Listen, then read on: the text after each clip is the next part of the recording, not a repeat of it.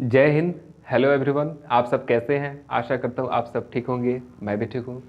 आइए कुछ competitive math के कुछ चैप्टर्स होते हैं, उनमें उनको देखने का प्रयास करते हैं। तो उन जो कम्पिटिटिव मैथमेटिक्स में जो चैप्टर्स होते हैं उनमें हम आज देखने का प्रयास करते हैं प्रतिशत परसेंटेज जो चैप्टर है इसे देखने का प्रयास करते हैं।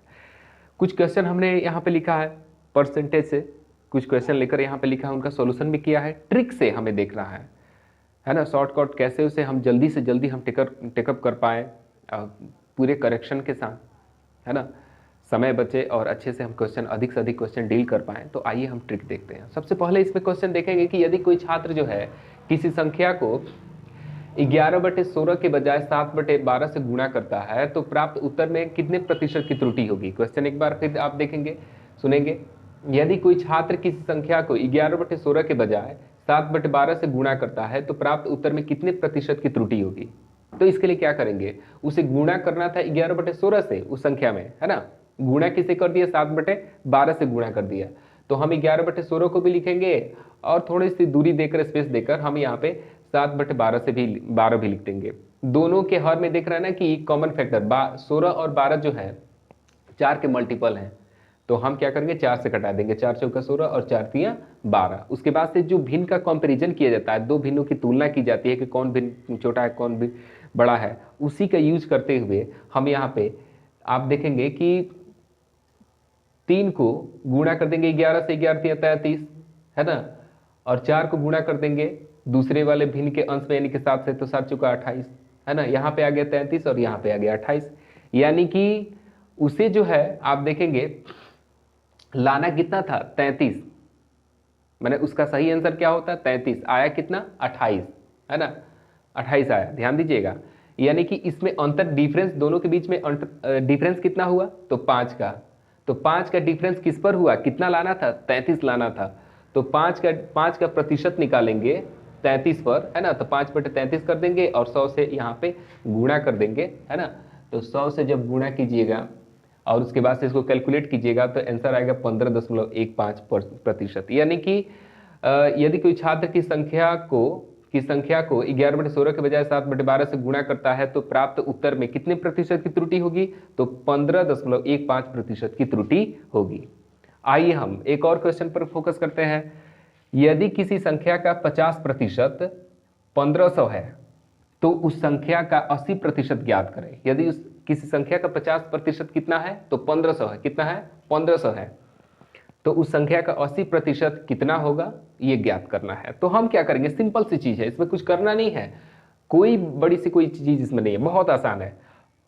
किसी संख्या का 50% जो है कि संख्या का, उस संख्या का 50% 1500 है, तो 1500 का बट्टा हम 50% कर देंगे और कितना हमें फाइंड करना है, तो 80%, उसी संख्या का 80% फाइंड करना है। तो हम 80% से गुणा कर देंगे। होगा क्या, प्रतिशत से प्रतिशत कट जाएगा, परसेंट से परसेंट कट जाएगा। और उसके बाद से ये देखिए हमने यहाँ पे कैलकुलेशन कर दिया, 50 से 1500 कटा दिया, 30 आ गया और 30 को 80 से गुणा कर दिया, यानी कि आ गया 2400, है ना। यानी कि वो उस संख्या का 2400 कितना होगा, उस संख्या का 80% कितना होगा, तो 2400 होगा, सॉरी। उसके बाद फिर एक और क्वेश्चन है कि यदि किसी संख्या का 40% 720 है तो वह संख्या ज्ञात करें। यदि कोई संख्या है उसका 40% 720 आ रहा है तो वो संख्या कितनी होगी, इसे ज्ञात करना है। तो देखिए हम क्या करेंगे कि उस संख्या का 40% 720 है तो 720/40% कर देंगे और 100% से गुणा कर देंगे, है ना। 720 में 40% एक तरह से भाग दे देंगे, यानी कि बट्टा में कर देंगे और 100% से गुणा करके कैलकुलेट करेंगे, वो संख्या होगी 1800, है ना। प्रतिशत एक प्रतिशत कट जाएगा, आप देखेंगे 1 जीरो से 1 जीरो कट गया, 4 से 25 चौका 100 हो गया, 25 को 72 से मल्टीप्लाई कर दिए, आ गया 1800। ठीक है, आइए आगे हम क्वेश्चन देखते हैं। ए की आय बी की आय से 25% अधिक है। ए की आय बी की आय से कितने प्रतिशत अधिक है, 25% अधिक है। तो बी की आय ए से कितना प्रतिशत कम होगा। भाई इनकम तब होगा जब उद्योग धंधा डेवलपमेंट ये सब बढ़ेगा, रोजगार बढ़ेंगे। आजकल के जो भी गवर्नमेंट्स है सब कान में तेल डाल के बैठे हुए हैं, है ना। युवाओं का बेहाल हो, बस जाति पाति धर्म मजहब यही मुद्दा लेकर और इसी को रैज करते रहना है। कोई ना कोई जैसे ही जनता, ऐसा लगता हो जब जनता जागरूक हो तो कोई ना कोई ऐसे मैंने जाति पाति धर्म संप्रदाय से संबंधित कोई ना कोई मुद्दा डाल देता है लोग। और टीवी, जब भी आप टेलीविज़न देखते हैं, न्यूज़ देखते हैं, तो उसमें 8-10 को मैंने चिल्लाने वाला, कुत्ते की तरह भौंकने वाला, भौं भौं करने वाला होता है लोग। उकनी के काम का होता है तो उकनी के यह काम होता है कि वो लोग बस भौं भौं करते रहेगा, 1 घंटा 2 घंटा डिबेट में ऐसे ही बरगलाते रहेगा। आप सुनेंगे जब एक बार कोई भी टीवी न्यूज़ चैनल वालों का डिबेट हो रहा है, धर्म संप्रदाय मुद्दा, यही इन लोग का मिलेगा, बेरोजगारी नहीं मिलेगी, रोजगार इस सब पे कोई मैंने चर्चा नहीं है ना। तो आप 1 घंटा अगर आप देख लीजिए, कोई भी किसी भी न्यूज़ चैनल का डिबेट देख लीजिए, तो आपकी मन स्थिति ही बदल जाएगी। हमने तो भाई कोरोना काल में जिस तरीके से न्यूज़ चल रहा था, उसके बाद से हम कोरोना काल में ही हमने न्यूज़ देखना ही बंद कर दिया, और तब से न्यूज़ मैं देखता भी नहीं हूँ, है ना। तो इनकम कब होगी? जब लोग शिक्षित होंगे, जब लोग रोजगार पाएंगे, अच्छे अच्छे रोजगार पाएंगे, पैसे कमाने के लिए उन्हें अपने प्रदेश को छोड़कर दूसरे प्रदेश में या विदेशों में न जाना पड़ेगा, तब तो इनकम होगी ना। इस मामले में किसी भी सरकार से आप क्वेश्चन कोई पूछिए, कोई सरकार कुछ क्वेश्चन उत्तर देने ही वाले हैं। कैसे उत्तर देगी? आप कैसे क्वेश्चन कर सकते हैं? हम और आप चुनकर भेज देते हैं, और गवर्नमेंट्स जो हैं उसके बाद से 5 साल तक मनमानी करती हैं। हमें आपको क्या चाहिए? जाति पाति धर्म संप्रदाय, यही तो चाहिए ना। धार्मिक स्थल चाहिए, धार्मिक प्रतीक चाहिए, अपने अपने हम जिनको जिनको आइडियल मानते हैं उनकी बड़ी बड़ी प्रतिमाएं चाहिए। इससे अधिक तो हमें कुछ चाहिए नहीं। हमें न शिक्षा से मतलब है, न रोजगार से मतलब है, न समाज का देश का विकास हो, इससे तो कुछ मतलब है ही नहीं, है ना। तो देखिए, पता नहीं कब देश का समाज का सुधार होगा। नदियाँ दिन पर दिन नाला बनते जा रही हैं हमारी देश की, वृक्ष दिन पर दिन कटते जा रहे हैं, टेम्परेचर ग्लोबल वार्मिंग का वैसे ही खतरा है, जनसंख्या भी वैसे ही बढ़ते जा रही है। तो गवर्नमेंट का इसके बारे में कुछ भी, इस पर कुछ नहीं करना है।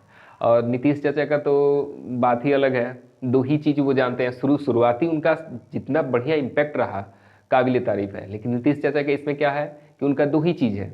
एक क्या करेंगे कि दारू बंद, दारू पर उनका फोकस रहेगा, और दूसरी जीविका, बस जीविका दीदी रहेंगे तो दारू पर कोई ना कोई कहेंगे कि दारू पकड़ो, हेलीकॉप्टर से पकड़ो, फलाना ठिकाना गश्ती करके पकड़ो। और उसके बाद से जीविका दीदियों का क्या करेंगे? कमेटी बैठाएंगे, समूह बैठाएंगे। अच्छी बात है, आपने ये दोनों पहल किए हैं, समाज में बहुत ही अच्छी बात है कि आपने दारू बंद करा दिया, और स्वयं सहायता समूह जो है, जीविका समूह जो आपने प्रोत्साहित किया, ये बहुत अच्छी बात है।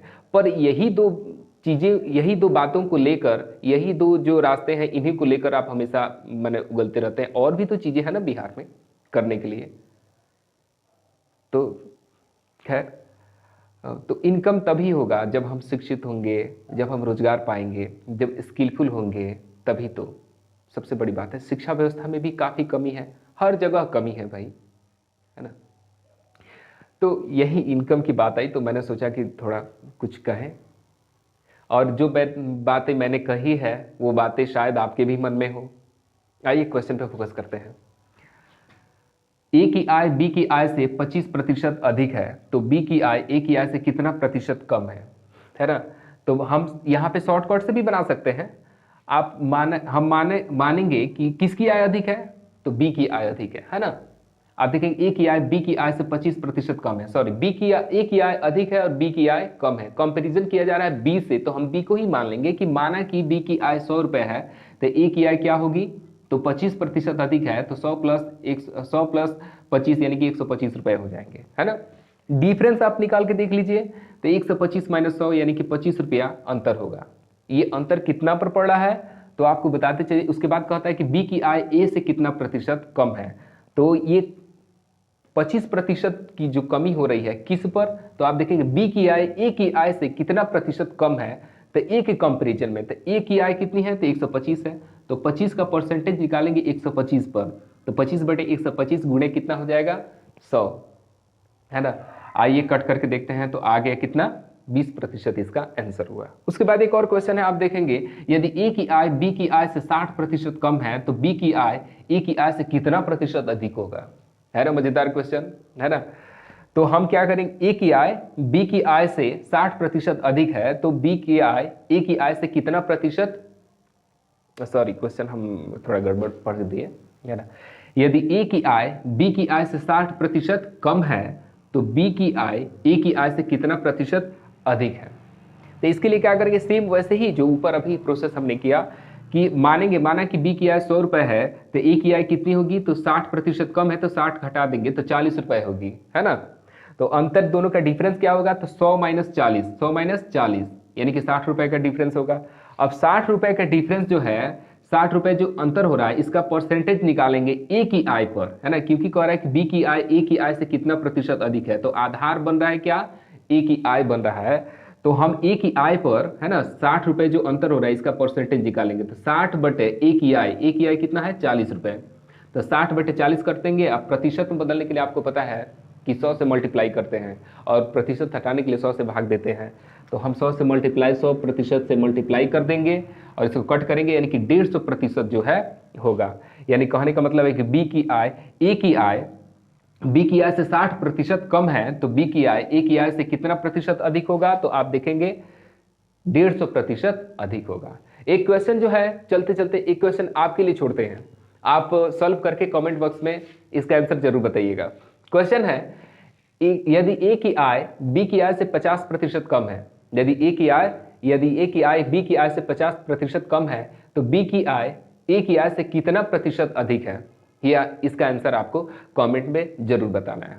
और वैसे देश की राज्य की स्थिति को लेकर मैंने कुछ बातें शेयर की हैं, अगर इन बातों से किसी को आहत पहुंचे, किसी की भावना को आहत पहुंचे तो इसके लिए हम माफ़ी चाहते हैं।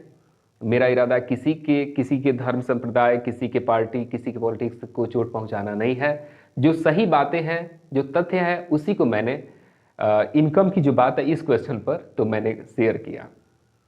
और एक रिक्वेस्ट है आप सबसे कि आप सब ज़्यादा से ज़्यादा लाइक करें, सब्सक्राइब करें और शेयर भी करें, कमेंट भी करें। किसी भी तरह के सुझाव या शिकायत या प्रश्न हो तो कमेंट बॉक्स में आप ज़रूर लिखिए।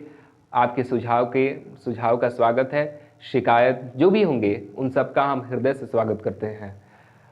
तो और बहुत जल्द मेरे सब्सक्राइबर जो है वो 100 पूजने वाले हैं और व्यूज़ जो है बढ़ के 100 प्लस हो गया, 1000 प्लस हो गया है, यानी कि मेरे व्यूज़ में 1K से आ गया है। तो मुझे इतनी ही बहुत खुशी की बात है। मुझे कॉन्फिडेंस मिल रहा है आप सब का, जैसे जैसे स्नेह प्रेम मिल रहा है मेरा आत्मविश्वास बढ़ते जा रहा है। तो आप सबसे रिक्वेस्ट है कि आप सब चैनल का ग्रोथ कैसे हो, हमारी संस्था का ग्रोथ कैसे हो, इसका भरपूर आप लोग प्रयास करेंगे।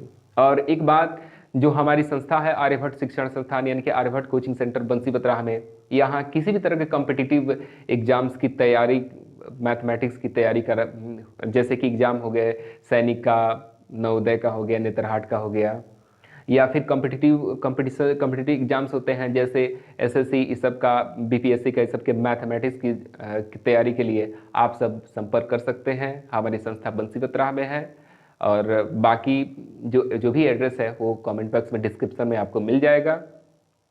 तो इन्हीं शब्दों के साथ आज का सेशन यहीं पे समाप्त करते हैं। मिलते हैं फिर अगले सेशन में नए वीडियोस और नए चैप्टर्स के साथ। तब तक लेते हैं विश्राम। जय हिंद।